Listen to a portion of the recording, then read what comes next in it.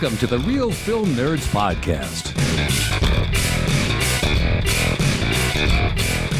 Hi, everyone, and welcome to Real Film Nerds Podcast, episode number 326. Yes, 326. That's a lot of talking of Mike and I, or Mike, or me, or guests, or whatever. We haven't done guests in a long time, which probably isn't a bad thing, but I don't know. It's a lot easier when it's just the two of us because we kind of have our schedule now. But anyways, this week we're talking about an animated Spider-Man movie, the sequel to, I don't know, the one that came out a couple years ago. Mike, do you remember how many years ago the original came out?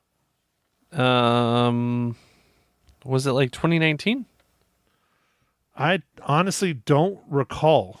Hold on. I should have it clicked on it quickly for the 2018. IMDb's. What was it? 2018. So it took 5 years to make this one, huh? Yeah, I mean, it's a long one. This is a long movie. It's 2 hours and 20 minutes. So, Mike, how are you today? I'm doing good, dude. How you doing? Let's just hope you stay awake. You are already in the lying down position. So that means your flatulence will be easily picked up on the microphone again for the 5th week in a row. I don't know how many of you have noticed that, but I got to call that shit out. It's hilarious. I will neither confirm nor deny. Basically, what I'm saying is that if you heard a fart on the podcast, it's him. It is not fake. It is not a sound effect. It is not me, because I sit on my butt in a chair when I podcast. So, you know, if I fart, it's typically, silent. But anyways, Mysterious Mike Talent, besides your gaseous closeting podcasting, why don't you give us a rundown for Spider-Man Across the Spider-Verse? All right. Spider-Man Across the Spider-Verse was directed by Joaquim Dos Santos, Kemp Powers, and Justin K. Thompson. And it was directed by, written by Phil Lord, Christopher Miller, Dave Callahan. And this movie is starring Shameik Moore, Hailee Steinfeld, Brian Tyree Henry, Luna Lauren Velez, Jake Johnson, Oscar Isaac, Jason Schwartzman. And this movie is about Miles Morales catapults across the multiverse where he encounters a team of spider people charged with protecting its very existence. When the heroes clash on how to handle a new threat, Miles must redefine what it means to be a hero. Okay, Mike, so let's just do this right off the bat. It has been a little bit, not that little bit, but a little bit, since we've had a giveaway. Oh yeah, it has been a little bit. This week we have the second part of our Dungeons and Dragons giveaway. This is the physical Blu-ray giveaway to accompany the digital codes we gave away a few weeks ago. So again, Mike, this one is hard to be biased against because we both really love this movie. No, it was a lot of fun, man. I really had a great time with Dungeons and Dragons. Yeah, I don't remember which podcast number it is, but it was not that long ago. It's 300 and something. But we saw this in the theaters. We both highly recommend it. It was really a lot of fun. The story was great. The acting was great. Everything was just kind of a blast on it. So we're here to give you physical Blu-ray copies of Dungeons and Dragons Honor Among Thieves. Mike, what should our faithful listeners do to be entered in a contest to win a copy of this film? Oh, I don't know. Just tell us your favorite Chris Pine movie that's not this one. Okay, so there you go. You need to email Mike at realfilmnerds.com or Matt at realfilmnerds.com or nerds at realfilmnerds.com and tell us your favorite Chris Pine film that is not Dungeons and Dragons. Mike, what's yours? Man, I don't know. I think it might be like Star Trek. Dude, the Star Trek reboot was really, really good. And I am a Star Wars person that doesn't like the Trek. But I think the reason why I like J.J. Abrams reboots is because they were a lot more like Star Wars. And that ended up resulting in him actually getting the Star Wars franchise. So I was all for it. Yeah, no, he definitely has a certain style, and I don't know, I like those movies so far. I'm sure he's got some more coming. I don't know, maybe. I'm not sure, honestly. I know he did what? Did he do? He did two? Yeah, he did two. Yep. Two. Yeah.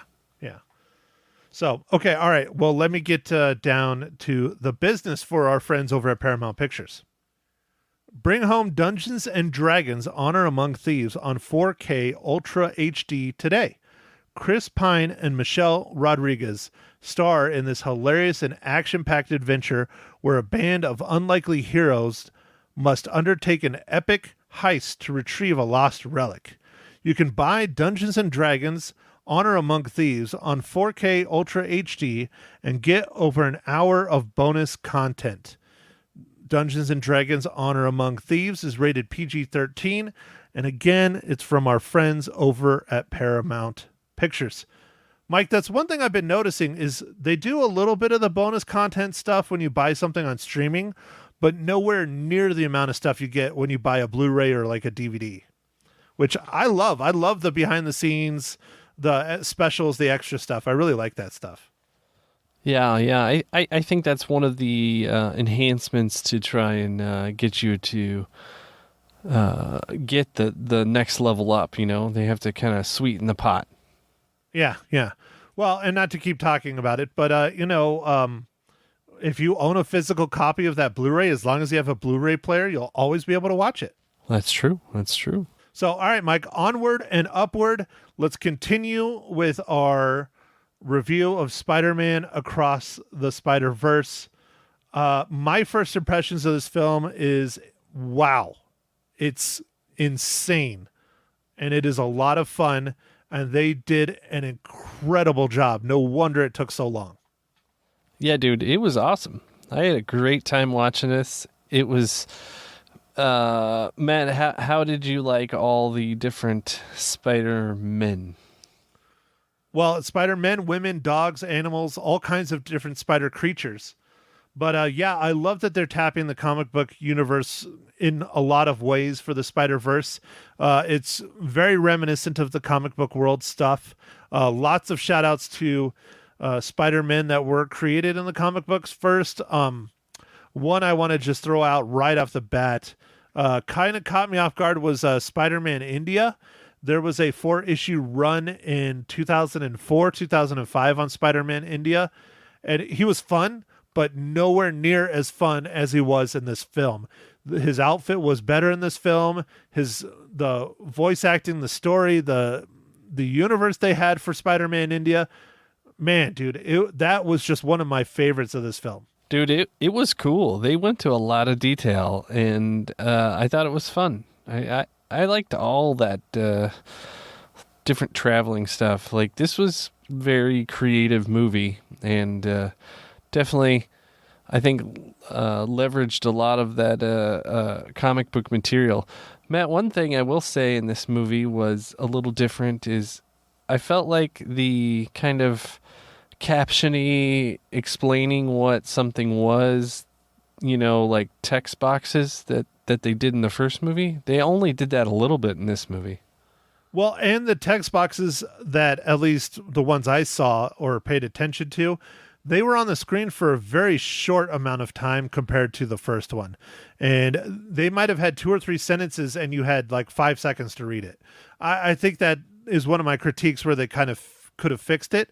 I would have liked more of the comic book-ness like the first one as far as the text boxes go and just the verbiage in general. Like, there was a lot of like the pow, kick, bang kind of stuff in the first one, and there wasn't a whole lot of that in here. But one thing that I do really like about this one that they did in the first one, but it was even crazier in the sequel, is the sheer amount of art styles that they changed for every Spider-Man, including, not to get into spoilers, but I'll say the mass of spider people towards the middle / end of the film. Every single one of them was drawn differently. I mean, that was, God, I can't imagine how long that took. Oh yeah, no, you're right. You're right. I guess it's hard for us to talk about this movie without giving away too much. So Matt, I'm just gonna go ahead and ask you, what are you drinking this fine morning, evening, or afternoon?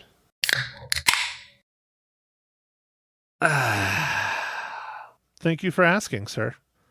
This week I'm drinking a beer that I've had hanging out in my fridge for a little bit.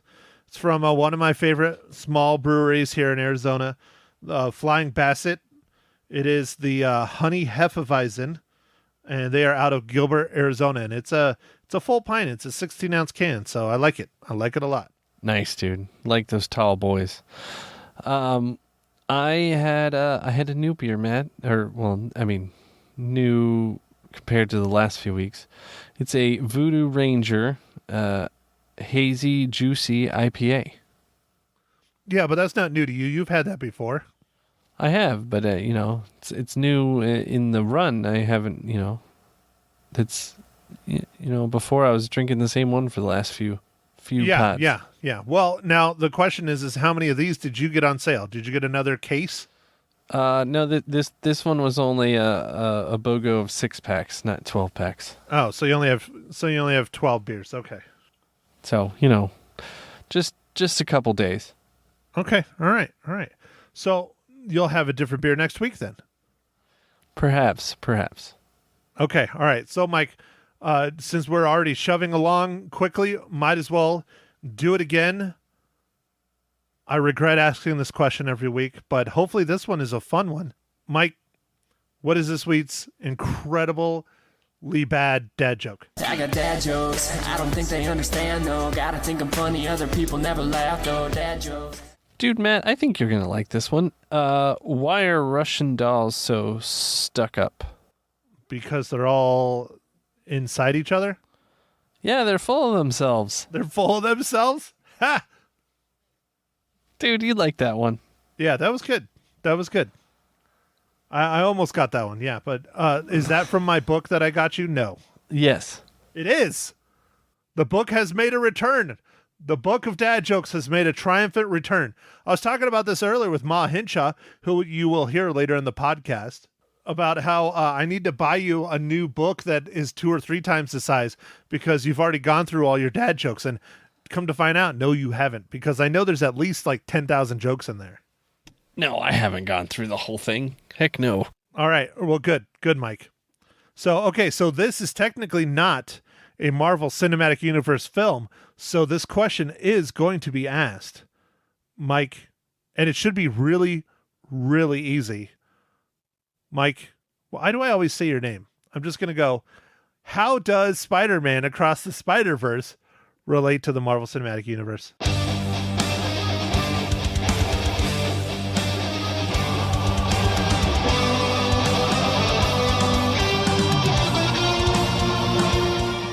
All right, Matt, this one is pretty easy. Hailee Steinfeld, who played Gwen Stacy in this movie, is also in the MCU as Kate Bishop from the Hawkeye show.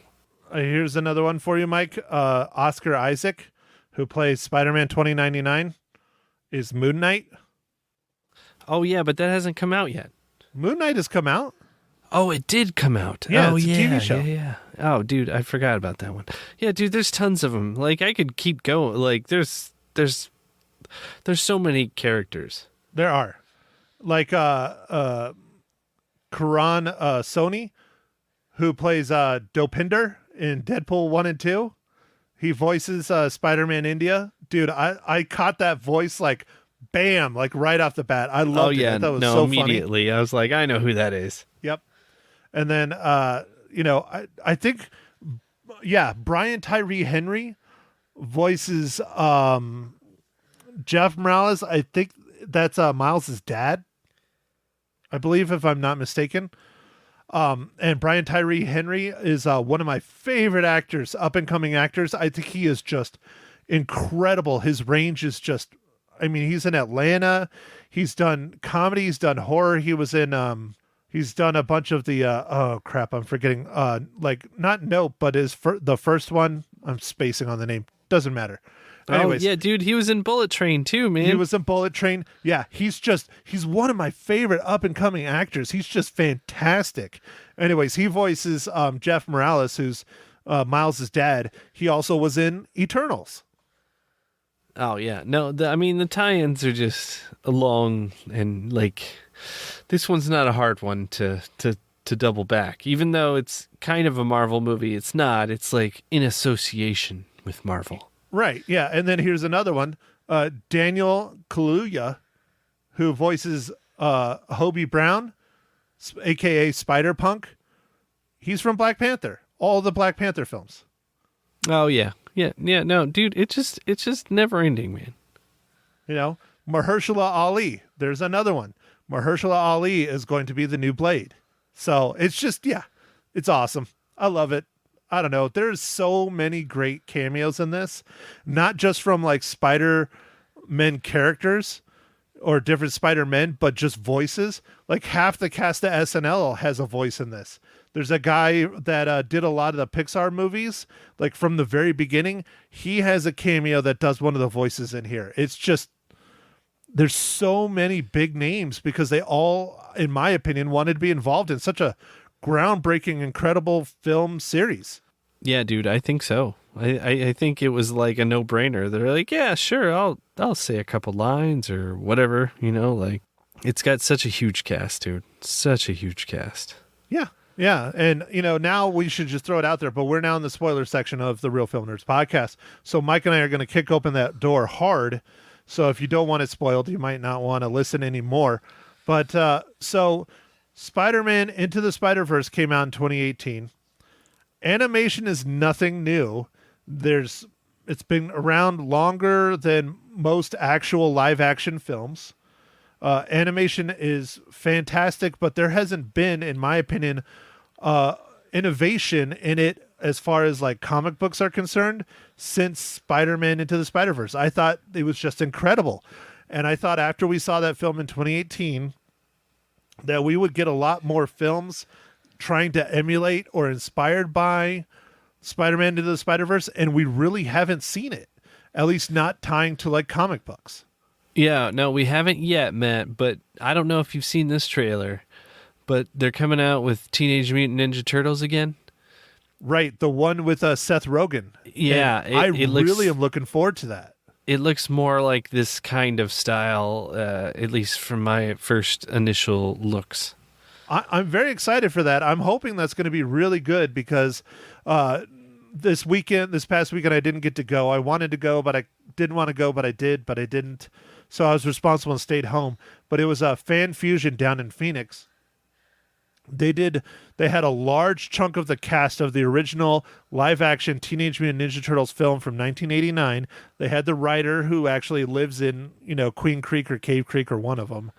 But they had a large chunk of the Teenage Mutant Ninja Turtle cast and everyone here, and they screened the film twice at the movie theater across the street from the convention, and then they had a big panel about it.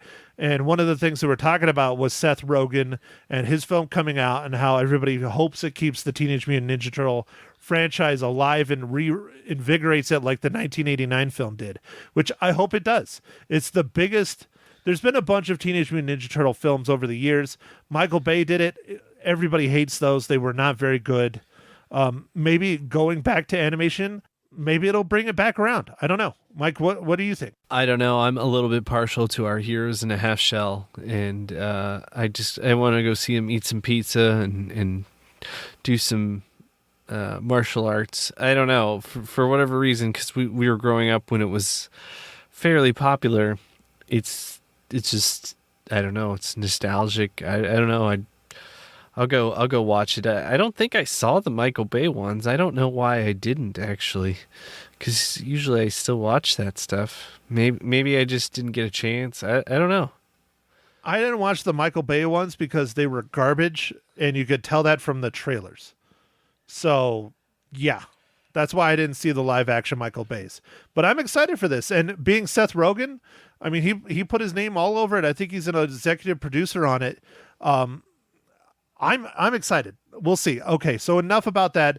It's on topic though. We're talking about animation. We're talking about the different styles, but still, the Spider-Verse franchise, it's the closest I've ever seen of a comic book on screen, and I love it. This one isn't as good as the first one as far as those things, particular items go, but it still is very strong, especially the animation. It was very, very good, very good. Yeah, no, the animation is really cool. I'm not exactly sure how they did some of the stuff, but it is cool. And like each universe, each Spider-Man, each place that we travel in the movie, it's like totally different, and it's just like, man, it was really creative, and I love seeing all that up there on the screen. And like sometimes it was really colorful, and other times it wasn't, and like sometimes it was just almost like 8-bit and all kinds of crazy stuff, man. Like it was neat, man. It kind of reminded me a little bit of Everything All Everywhere All at Once. Everything Everywhere All at Once. Yeah. Yeah. Well, I mean, it's a multiverse. So of course it does that. You know, one that reminds me a lot of, and I started alluding to it earlier, but I stopped myself, is Rick and Morty, because Rick and Morty is very much multiverse. But of course, I mean, that's what the whole show is about. But in Rick and Morty, they have a area called the Citadel, and it is where all the Ricks and Mortys meet from all the different universes, and they get together and they have a police squad, and they had just anything you can imagine, but it's just Rick and Morty. The Spider-Man 2099 headquarters of all the Spider-Men, I guess you would say, is very reminiscent of the Citadel to me from Rick and Morty. And I loved that. I thought that was just really fun. Yeah, dude, that place was cool. Like, really cool. Well, it just has all of them talking and hanging out and just chilling. And it's interesting. Now, this is not how the story goes in the comic book, but it's interesting how everyone, all millions of them, infinite number of spider people, all of them are ignoring and trying not to let Miles Morales know that they exist, because Miles Morales, they don't consider a Spider-Man. Oh, why not, dude? Oh, you didn't remember the explanation of that through the film? No, like, because he was bit by a spider from his universe. Yeah. And so that universe would have had a Spider-Man, but it didn't, because that spider went to his universe, which is not what they did in the comic book at all. But I really like it for this movie. I think it really, really works. The only problem I have with it, though, is how they use that shit to end this film. Oh, yeah. That's basically one of two problems I have with this movie. I don't mind cliffhangers. I'm okay with them. But I mean, for fuck's sake, man, we knew the third one was coming out, and they literally just black screen it after a giant cliffhanger. And they set it up. So I love this movie, but it still just feels like it's preparing us for the third film. And it's just kind of like a stepping point. It's not like a continuation. Like, okay. Empire Strikes Back. Everybody's comparing this to Empire Strikes Back and, other okay, big franchises where the sequel people consider better than the original. I don't. I consider the original better than this film, in my opinion.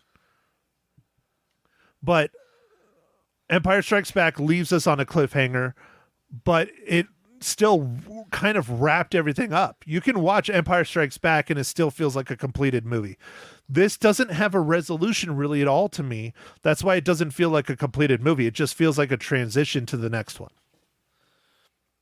Yeah, dude, it seems like it is all set up and build up, and you're getting all excited and stoked, and then it's like, all right, see you next time. Right. That's it. Where in Empire Strikes Back, you get, holy hell, Luke Skywalker's dad is Vader. Like, that's like coming to an endpoint on something huge. Han Solo's taken away, and you're going to have to go. But there's a clear ending to that film, and in this one, it's not there. It's just not there. It's like, okay, get ready for the next one in another 5 years. Actually, it's next year. I think they animated 2 and 3 at the same time. It's coming out next summer, but still. Yeah, wow. Well, I mean, after just watching another movie that just did this exact thing, it's like, really? Because we just watched Fast X. Yep. And it did the exact same thing, and I was like, holy hell, what?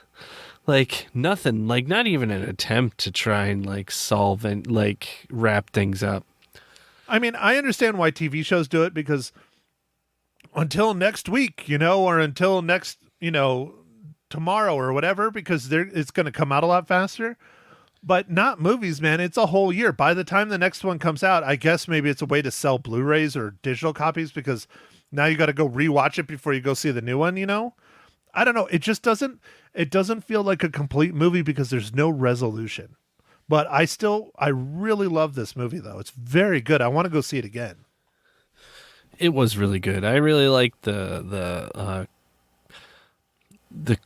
kind of the things that Miles' character had to go through with his family stuff and pressures between like school and his relationships and just all kinds of stuff. I really liked it. It felt very real and organic. So I like that. No, the story is fantastic. It's very, very good. I like how they really brought Gwen Stacy in, and she was a big focus because, I'm not sure if she's getting her own film series or if she's getting a TV show or whatever, but the people that made the Spider-Man Into the Spider-Verse franchise, or whatever they're calling this, the Spider-Man animated franchise, I guess, they've already said, I think they're either going to make a show or they're going to make movies on her, which is really great because she's a really interesting character too. So I like them focusing on her a little bit and how she fits into the puzzle pieces. But this is Miles' story, and it really dives into it. And we haven't talked about him yet, but I guess the first villain, I don't know, the villain could get a little odd in this, but Spot. Wow, dude, what an interesting villain, man. Very creative. Oh yeah, very, very interesting, dude. It was interesting just to watch it and try and keep up with what was going on. Like, that was crazy. Yeah, and the animation of the Spot, holy crap, dude. Like, I wow, that was one of those ones where I'm like, how did they do that? Yeah, I figure they just let the AI do it or something. I have no idea. Well, dude, most of it, I was talking with my mom about this. Most of this animation is like hand drawn, Yeah, I don't know how they did a lot of it. It's so different. The style, I love it though. Yeah. It's a lot of fun. They really came out with something neat, and it is surprising, Matt. Like you said, 2018. I know we had a pandemic in there, but no one's really tried to do anything else that's like along these lines, except for maybe this Teenage Mutant Ninja Turtle movie. I don't know, but animation movies of this caliber do take 4 years or something. Like that's Pixar. Their movies take 4 years or so to make. So. Yeah, and Pixar's is mostly digital, but a lot of Pixar stuff, just like this, is hand-drawn as well, even though it's digital. They have some, things where they can do AI and fill in, movements and stuff like that. But, I mean, this film is just gorgeous. You can take just about any frame out of this entire film, just like the first one, and blow it up, and it would be a gorgeous poster on a wall. Or it could be a comic book panel in its own, and that's just one frame, and there's hundreds of thousands of frames in this film. Oh yeah, man, like tons and tons of frames, dude. Yeah, and they're that good, they're that beautiful. I mean, it's just awe-inspiring. Maybe it took the technology to get to this level to have it be so clean and polished and unique. I don't know, man, but for me, I mean, we can get into our ratings here pretty quick, but for me, when this one drops on Blu-ray, I'm buying it. Like, I want this in my collection. I will have a hard copy of this, just like the first one. When the first one came out, I bought that. I wanted a hard copy of it, and I don't buy a whole lot of hard copy films, but this one, insta-buy for me. So what you're saying, Matt, is you recommend seeing this in the theater? I think that's what I was getting out of it. 100%. I think you definitely need to go see it. I think, Mike, you should take your children. It is only rated PG. I think they should go watch this movie, and they should enjoy it and become giant nerds like me. I would do that, but I think the only way I can get both my kids into the theater and like not have a huge, crazy distractions is I have to rent the theater. That's fine. You're rich. You can do it, Mike. Well, I'm telling you, they don't have the pandemic discount anymore. They're getting more expensive. Well, my younger sister takes her 9-month-old into movie theaters all the time. Now, what that usually entails is after about 20 minutes, her picking up the baby and going out into the hall. Yeah. I could see that. I can see that. It is difficult to take a younger child to a movie when they're babies. It's because they cry, and then when they're a little bit older, they start to understand stuff, and they might freak out.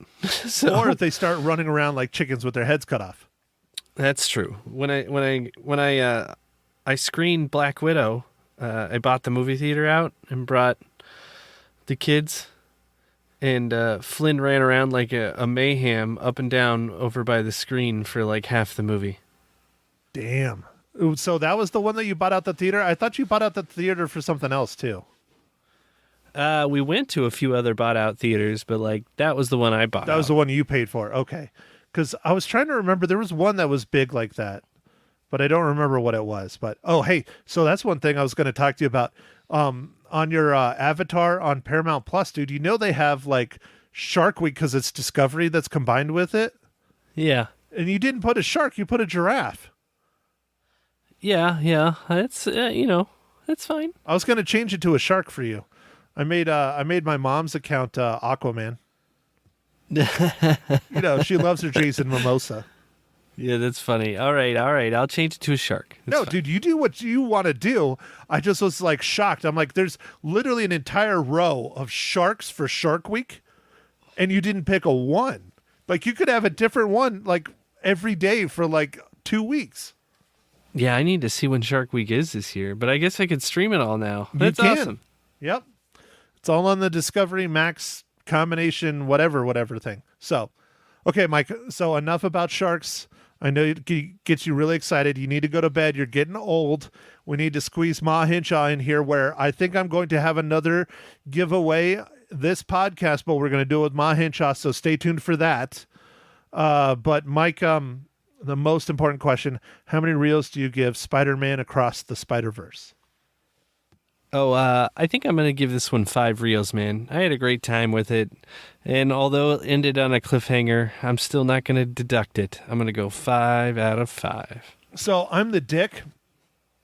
No one ever thinks I give 5 out of 5 reels ever. Steve, my buddy Steve, if you're listening to this, which I know you're not, because you're a jerk, because none of my friends listen except for Mike and I, because we're recording it.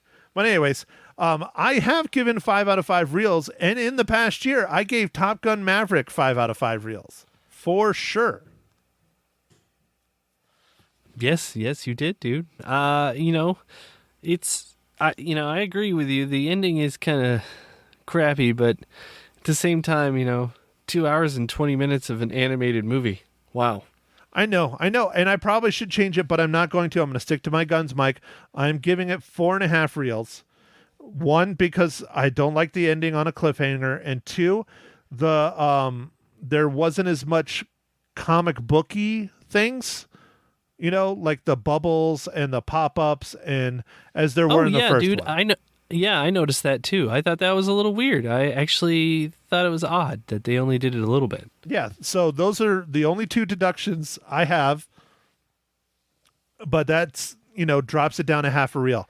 But I still recommend everyone to go see this movie. It's for parents, it's for kids, it's for dads, it's for aunts, it's for uncles, it's for alcoholics, for heroin addicts. Everyone needs to go see this movie. This movie is fantastic. So I probably should be giving it a 5, because 5s I truly believe that everyone should go see. But I gave the first one a 5. I loved the first one. This one, I don't love it quite as much. I still love it pretty dang much, though. Quite a bit. Yeah, Matt, I did some quick math. There's 316,800 frames. Yeah, that's a lot. And that's what, running at 24 frames a second? Yeah, 24 frames a second, yeah. Because I think that's what this was at. I don't think it was a 30 or a 60. That would just be insane. I think it's probably 24. Yeah, I think it's probably 24, which is fine because that's what all of us are used to seeing. 30s are nice. 30s aren't quite as smooth and weird looking as a 60, but 24s are great. So, okay, Mike, before we end the podcast, there's no radio last week. There's no radio this week. So that means we can kind of go and not go to the theaters. And I gave Mike the option. Transformers comes out this week, which I'm not excited to see at all. Really could care less about it. Another goddamn Michael Bay Transformers, and it's going to be terrible, I'm sure. So I gave Mike the option to pick the film. Mike, what film are we going to talk about next week? Matt, I think it's been a long time since we've done what we call a legacy cast, and I think we should do The Fifth Element, starring Milla Jovovich and Bruce Willis. I already can tell you when I'm going to rate it, but I'm not going to. I'm going to wait until next week, but I'll just say it is very high. Yeah. I think that's a great movie, and I'd like to watch it again. And then Chris Tucker's in it, too. Of course.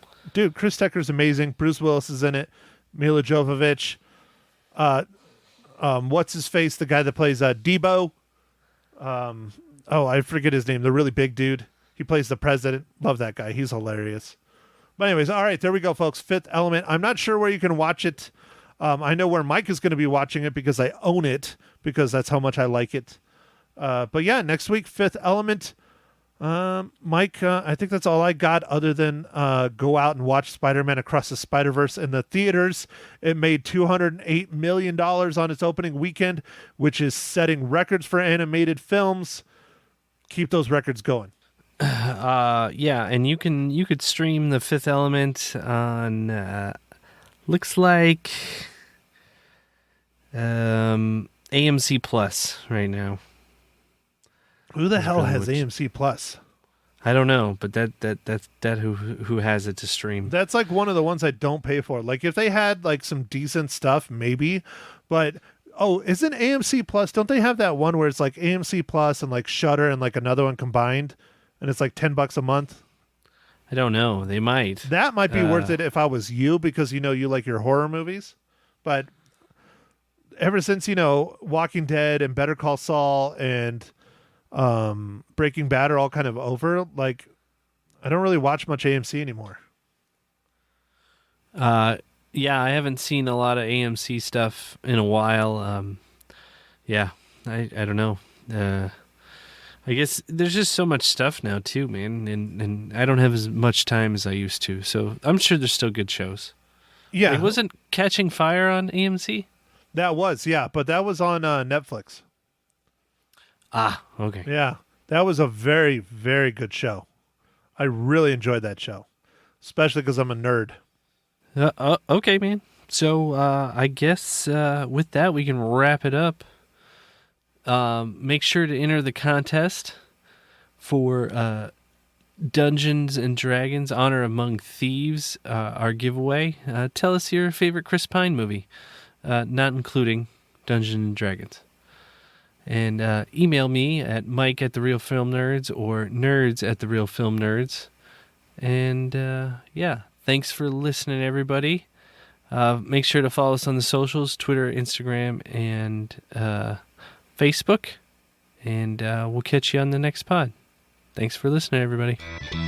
Thank you for listening to The Real Film Nerds. Now, don't forget to follow us on Facebook, Twitter, and Instagram at Real Film Nerds. Now, go out and catch a movie.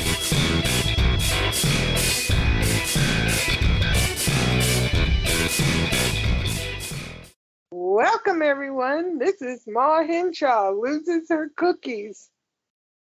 Episode number 16. Spider-Man Across the Spider-Verse.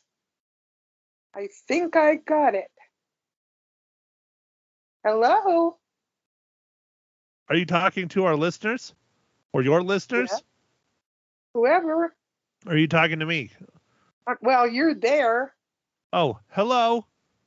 Hi. So, Ma Hinshaw, we're talking about a cartoon. And for those of you who do not know, Ma Hinshaw is high as a giraffe's ass. So this might be a fun podcast. We'll see. Oh, no. She's on drugs. She's been drinking. No, The shenanigans shall ensue. So, Ma, this week we talk about a cartoon. It is a sequel to the 2018 film Spider-Man Into the Spider-Verse. But this week it is Spider-Man Across the Spider-Verse. Ready, set, go. What did you think? I thought it was just amazing. The artwork was just fantastic. I just can't believe how they did all of that. It was really something. I just can't say how really, really good it was. It was a treat for your eyes. But you can't see, so how is it a treat for your eyes? I can see, sort of. I can see. Okay, so what about the voice acting? What about the story? What about the plot? What about everything? The voice acting was great. Gwen, she was really super. And I loved the parents. I thought they were just really cool. Typical parents threatening, you're grounded. But Whose then the parents? mom was Marvin's parents. Whose? Marvin? Melvin? Anyway, his parents. Do you mean Miles Morales' parents? Oh, yeah, Miles Morales. Yeah, Miles. Oops, that's one I did. Miles, not Marvin, not Melvin. Marvin the Martian. See, I told you, folks, she's high. She loves her drugs. Confused with our gardener. Oh, my. Oh, Miles, I'm so sorry. Please. That's how rich you are? You have a gardener? Well, yes, we do. Do you also have a maid? Well, I love it. No, I get old, I move out, and now you get all these wonderful things. And, anyway, well. Do you have air conditioning in the house now, too? No, we'll never do that. Okay, Only all right. Anyway, he was great, and I love how, the mom comes in, you're grounded for however long, I can't remember. And then, so he's like, okay, and then Gwen comes in and she says, well, you're grounded, but you can get out of the room from the window. And so that's what he does. I thought that was fun. Yeah, Loved it. Marvin? Huh?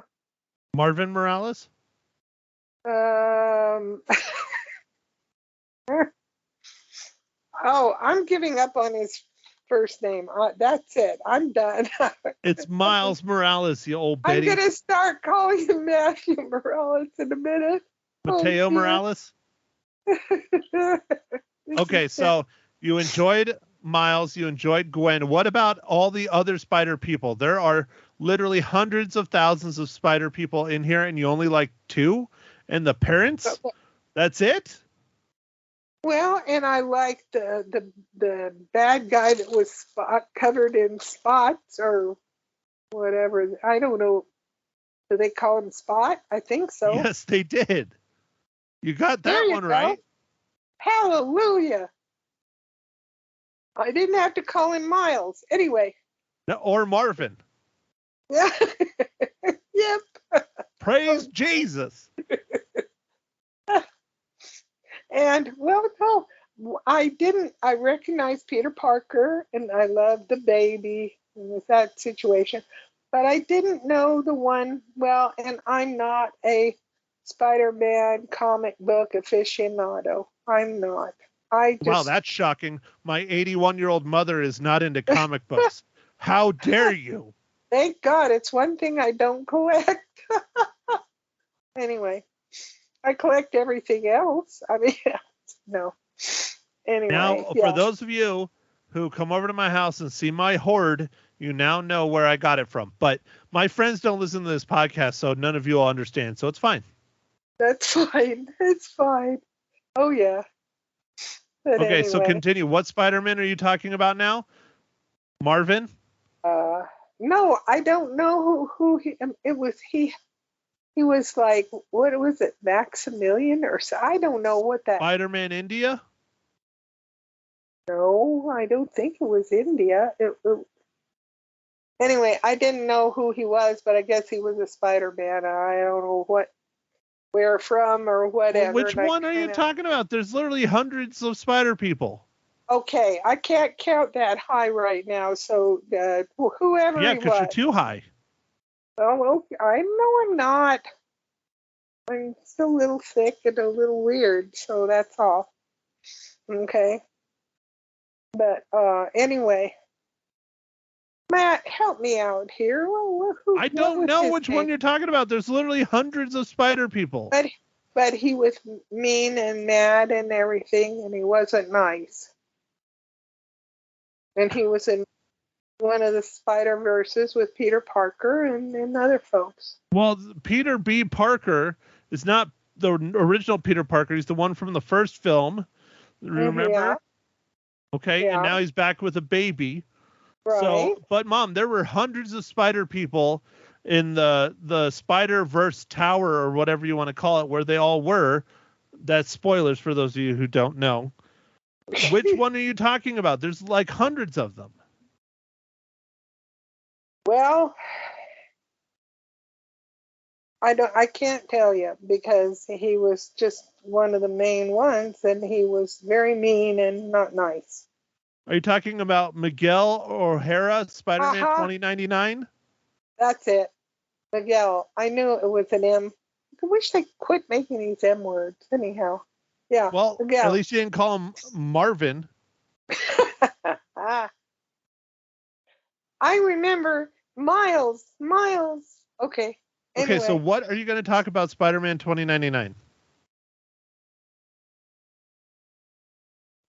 2099? Well, that's who he is. Oh, he is? Yes. 2099. Oh. Yes, he's one of my favorite Spider-Men that was introduced in the mid to late 90s. He had his own run. He has his own run right now in the comic books. Oh. Miguel O'Hara. Wow, that's different. Okay. No, I don't read comic books. How in the heck would I know? Well, you're the one that was talking about him. Oh. Well, he was mean and he wasn't nice.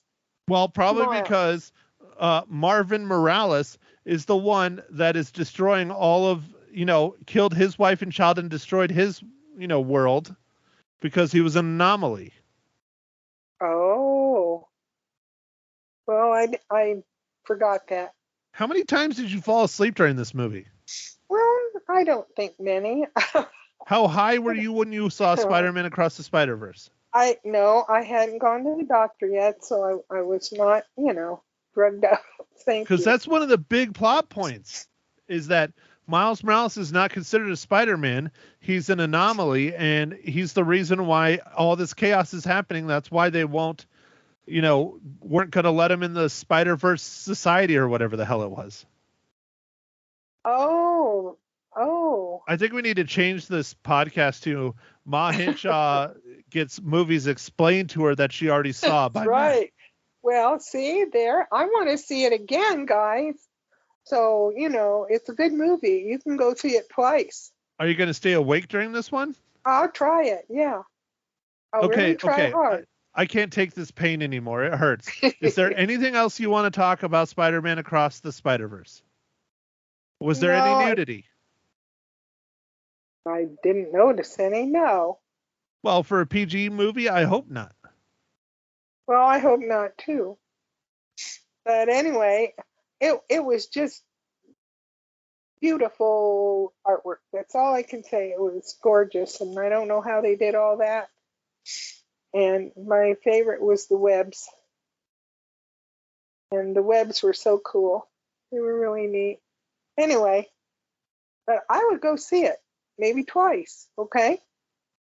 Okay. That's Ma So- Hinshaw's recommendation. Ma Hinshaw says you should go watch it not just once, but twice. I Okay, so Ma, I can't take the pain. Let's just get it over with. do. Okay. Let's pull this, Band-Aid off. How many reels do you give Spider-Man Across the Spider-Verse? Well, I'm going to give it 4.5 because I'm not smart enough to give it a 5. You're going to give it what? 4.5. 4.5? You're not going to give it a 5? No, because I'm not smart enough. I didn't understand. What the hell does Something- you being smart have anything to do with the production of the film? Okay, I'll give it a 5. There we go. No, you can't change it now. Oh, okay, I won't. I won't. I gave it a 4.5. There. That's pretty good. 4.5 butterscotch cookies? No, it's oatmeal raisin with walnuts again. Rum raisin? No, I don't have any room. Oh, sorry. Well, you're drunk on something. Margarita No, raisin? I'm not. No, I'm not. I just had a lot of medication. Okay, all right. So, Ma, next week we're watching an old film starring Bruce Willis and Milla Jovovich from 1997, The Fifth Element. Yes, my husband's favorite, one of his favorite movies. I don't understand why Dad loves this movie. He's not into sci-fi. He likes Milla. Okay, then has he watched any of the Resident Evil films? Oh, I doubt it. I Yeah, don't know. she's the star of all 10 of those, or however many there are. Oh, well, I doubt it. But he liked this one, I know that. So Well, we're great. gonna From watch it again. 1997, The Fifth Element. 1997. You were what, 12? Oh, that's good. Okay. I was not 12. You can't do math at all. For your information, I was driving a vehicle by then. Oh, Lord, really? You were beyond 16. Okay. Yes, I'm looking forward to this in the comfort of our couch. With You don't two sit on the dogs. couch. I do too. Anyways, all right. gotta Well, say- I can't do this anymore. Why do I keep doing this? It's just so much time and effort and hate Sorry, and anger and high and drunk mothers. I just, You're ruining Eric, this my is all for you. reputation. Lisa, this is all for you. You make me do this. Okay. One of these days, I'm going to see a movie I actually understand. One of these days you'll see a movie that you can talk about for more than, well, I mean, shit, you've been talking for a while. It's just, Yeah. I don't know how to get you to talk more about the movies. I don't know how I pull it out of you. Lisa does I don't either. some, but I don't get it. Well, I don't know. Mm. I mean, all you The do is say it's great. You say, you don't talk about the colors. You don't talk, I mean, Well, what? The colors. were- Mom, you are an artist. You know how to critique stuff. Oh, they were beautiful, and I loved the red. Wonderful. It's beautiful. If I walked up to a class and I was expected to critique 25 students' artwork and go, oh, it's beautiful, what kind of never had- feedback is that? Not much. I never had See? that many. And you know how to do this, you crazy old I bat. know. Well, thank you for calling your mother an old bat. Yes, I'm old. I'm not And a you're bat. a bat. No, I'm not. Okay. You're not Batman either.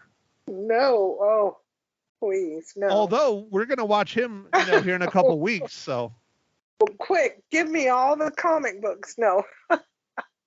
I don't own that many Batman comic books, Mom. I'm not a Batman aficionado. I'm a Marvel guy. And you know that. Yeah, I know. I know you are. Wait a minute. I do have one from 1985 or something. Where did I get that one? Batman. Yeah. I may have to check it out. I don't think I've donated it yet. Well, anyhow,